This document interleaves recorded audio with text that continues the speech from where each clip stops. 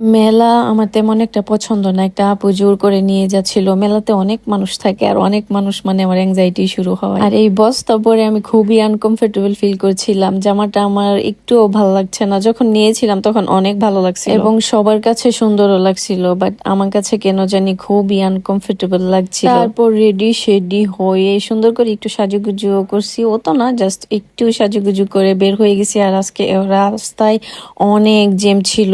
ওই দিন বলছিলাম ফ্রাইডে আর বের হব না, কিন্তু আজকে জোর করেই নিয়ে আমাকে বের হইছে। প্রত্যেকটা জায়গায় জায়গায় জ্যাম ছিল শুক্রবার। আর মেলার এখানে তো আরো বেশি জ্যাম, আর এত মানুষজন ছিল। মেলা রিকাবি বাজার ছিল, তো ওইখানেও গিয়ে দেখি জ্যাম। আর মেলার মধ্যে অত আহামরি কিছু নেই, নর্মালি বাহিরে যে জিনিসগুলো পাওয়া যায় মেলাতে তো এইগুলোই থাকে, এর জন্য আমার বেশি একটা ভালো লাগে না। যাওয়ার পরে দেখি বাবল ফুলা ছিল, আর এই জিনিসটা আমার সবচেয়ে বেশি ভালো লাগে। এত বৃষ্টিও ছিল, কাদা টাদা ছিল, আর বৃষ্টির মধ্যে মেলা তো আরো বেশি ভয়ঙ্কর হয়ে উঠে। আর এই যে অনেক মানুষজন ছিল, অনেক মানুষ থাকলে আমার প্রচুর অ্যাংজাইটি হয়। তবে সুন্দর সুন্দর খাবার দাবার ছিল, আর এই মিষ্টি পান অনেক সুন্দর ছিল, যদিও আমি খাইনি। আর মাটির জিনিস আমার অনেক পছন্দ। 2-3টা মাটির জিনিসের স্টল বসছিল, তো এখানে ব্যাং, হাঁড়ি পাতিল সবকিছু ছিল এবং অনেক সুন্দর সুন্দর ছিল। এই যে পাতিলগুলো ঝুলে রাখছিল এগুলো অনেক সুন্দর, আর এগুলোতে কিন্তু রান্না করেও খাওয়া যায়, বা রান্না করার পরে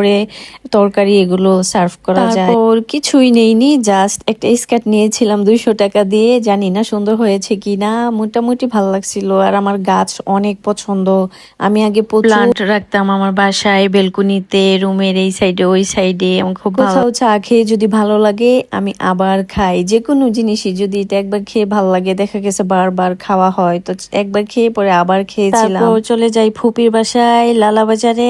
লালাবাজার গিয়ে ফুপিও আমার জন্য চা রান্না করছিল। তারপর ভাবলাম একটু ভিডিও করে নেই, আমার না মাটির চুলা অনেক ভালো লাগে, আর এই যে এরকম তো আরো বেশি ভালো লাগে। ফুপির হাতের চা একদম বেস্ট, কারণ সব সময় চা খায়, তো এই চার মজা আলাদা। রাতের বেলা চা খেলে তো ঘুম একদম হারাম হয়ে যায়, তারপরও খেয়েছি কারণ ফুপির হাতের চা না খেলে মিস।